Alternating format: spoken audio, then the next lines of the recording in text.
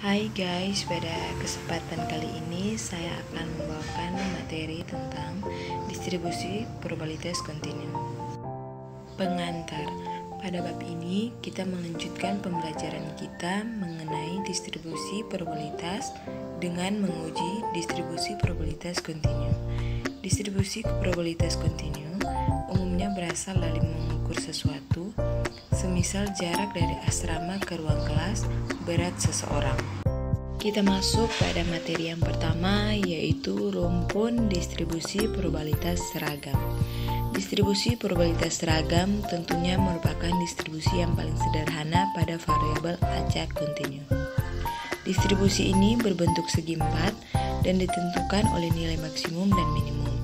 Bila perubahan acak X mempunyai nilai X1, X2, Xk dengan probabilitas yang sama, maka distribusi seragam diskrit dinyatakan sebagai berikut.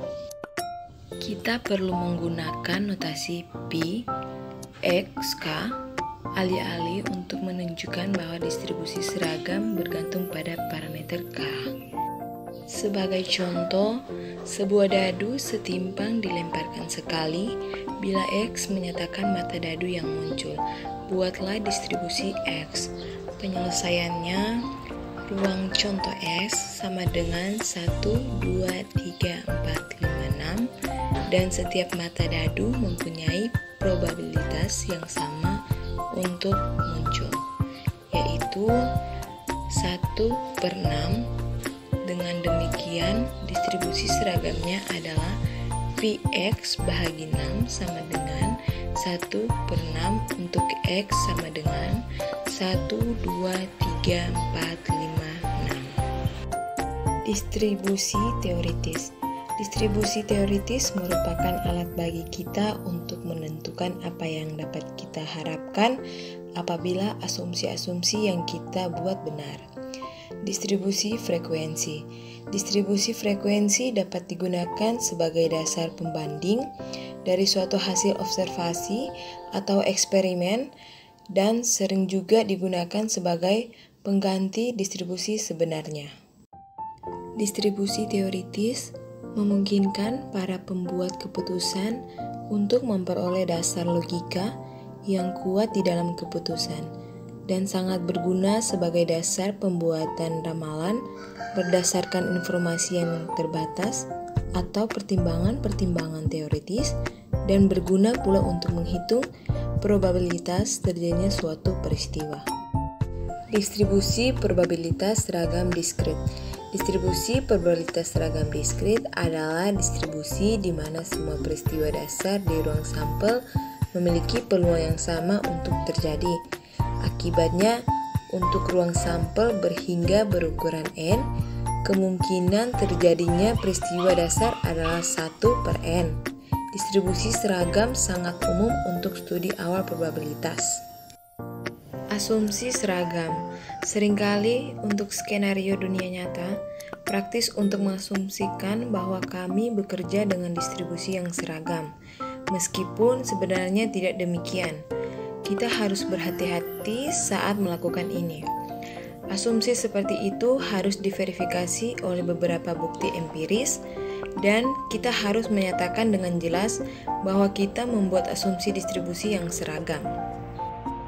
Contohnya, pertimbangan hari ulang tahun. Penelitian telah menunjukkan bahwa ulang tahun tidak tersebar secara seragam sepanjang tahun karena berbagai faktor. Beberapa tanggal memiliki lebih banyak orang yang lahir di atasnya daripada yang lain. Namun, perbedaan popularitas ulang tahun cukup dapat diabaikan sehingga untuk sebagian besar aplikasi seperti masalah ulang tahun dapat diasumsikan bahwa semua ulang tahun atau dengan pengecualian hari kabisat sama-sama mungkin terjadi. Kita masuk pada materi yang selanjutnya, yaitu rumpun dari distribusi probabilitas normal. Apa itu distribusi normal? Distribusi normal merupakan sebuah fungsi probabilitas yang menunjukkan distribusi atau penyebaran suatu variabel. Fungsi tersebut umumnya dibuktikan oleh sebuah grafik simetris yang disebut kurva lonceng. Saat menandakan distribusi yang merata, kurva akan memuncak di bagian tengah dan melandai di kedua sisinya dengan nilai yang setara. Parameter distribusi normal. Seperti halnya teori distribusi lain dalam statistika probabilitas, bentuk kurva serta nilai peluang distribusi normal ditentukan oleh sejumlah parameter. Untuk distribusi ini, terdapat dua jenis parameter yang dijadikan acuan, yakni mean atau nilai rata-rata, serta standar deviasi atau simpangan baku. Karakteristik distribusi normal. Saat menunjukkan nilai penyebaran data, distribusi normal memiliki sejumlah karakteristik utama sebagai berikut. Pertama, teori distribusi ini memiliki nilai mean, median, dan modus yang sama. Oleh karena itu, distribusinya sering pula disebut unimodal. Kedua, kurva distribusi selalu bersifat simetris dengan bentuk lonceng. Titik puncak kurva adalah nilai rata-rata. Nilai ini berada tepat di tengah kurva, sedangkan data distribusi terletak di sekitar garis lurus yang ditarik ke bawah dari titik tengah tersebut. Ketiga, mean atau nilai rata-rata, dan nilai standar deviasi akan menentukan bentuk dan lokasi distribusi. Keempat, jumlah luas daerah di bawah kurva normal bernilai 1, yakni 1/2 di sisi kiri dan 1/2 di sisi kanan. Hal ini juga berlaku untuk seluruh distribusi probabilitas kontinu. Kelima, dalam kurva distribusi dapat disimpulkan jika setengah data populasi akan memiliki nilai yang kurang dari angka rata-rata, sedangkan sebagian lagi memiliki nilai yang lebih besar. Keenam, masing-masing ekor kurva di kedua sisi memanjang tak terbatas. Dalam beberapa kasus perhitungan distribusi, ekor kurva bahkan bisa memotong sumbu. Standar deviasi. Standar deviasi sebagai penghitungan variabilitas berfungsi sebagai penentu lebar suatu kurva distribusi normal. Standar ini juga dapat menghitung seberapa jauh kecenderungan data akan melebar dari nilai rata-rata sebagai titik pusatnya.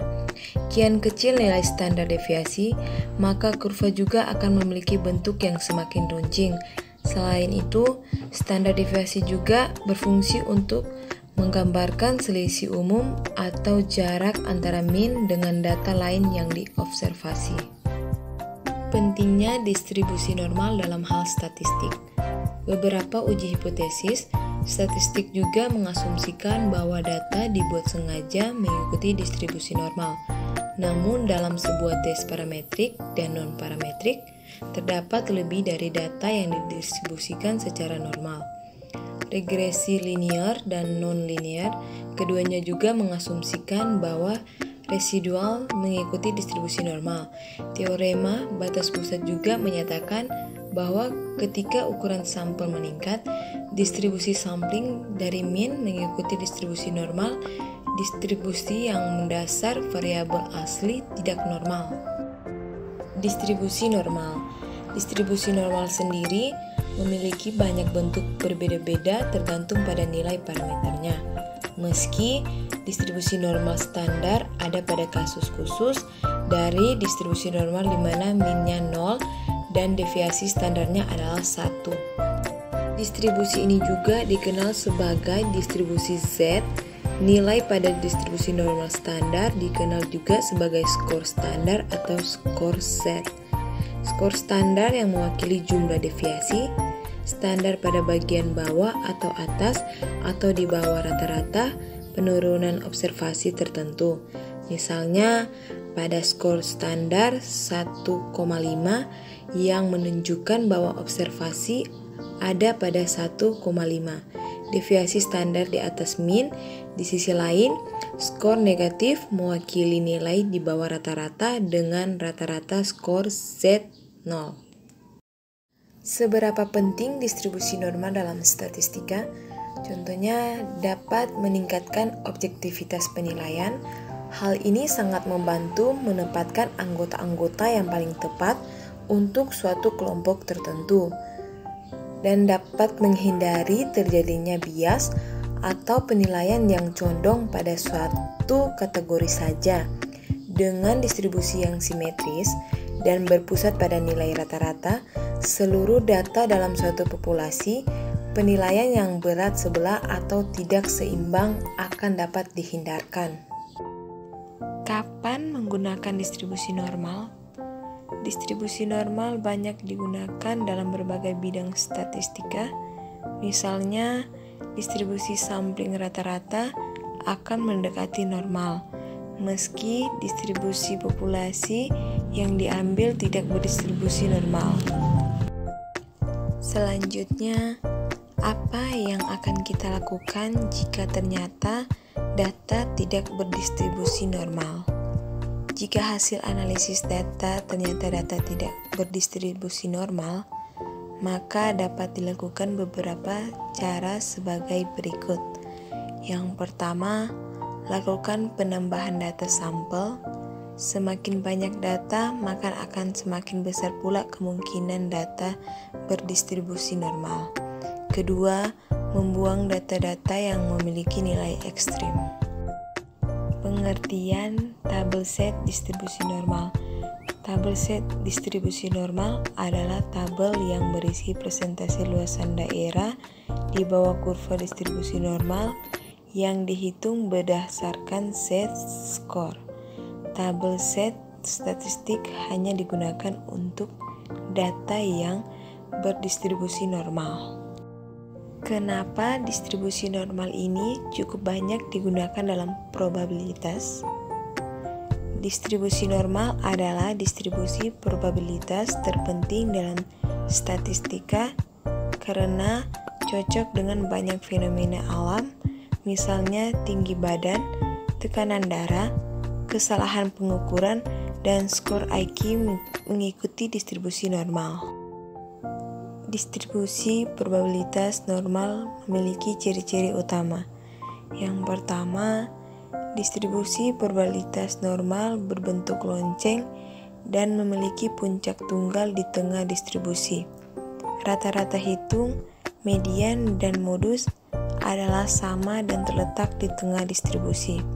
Kedua, distribusi probabilitas normal simetris mengenai rata-rata.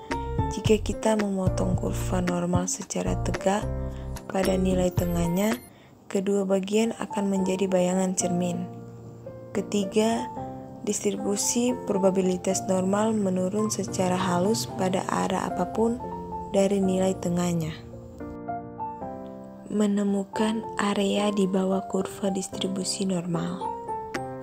Distribusi normal merupakan distribusi probabilitas seperti halnya distribusi probabilitas proporsi area di bawah kurva antara dua titik pada plot distribusi probabilitas menunjukkan probabilitas suatu nilai yang akan jatuh dalam interval tersebut.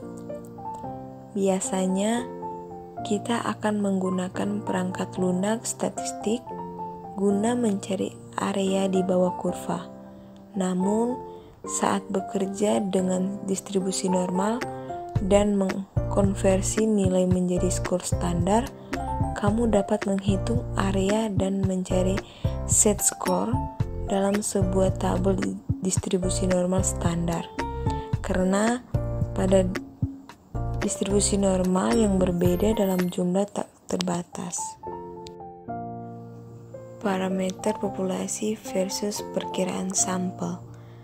Rata-rata dan deviasi standar adalah nilai parameter yang berlaku untuk seluruh populasi.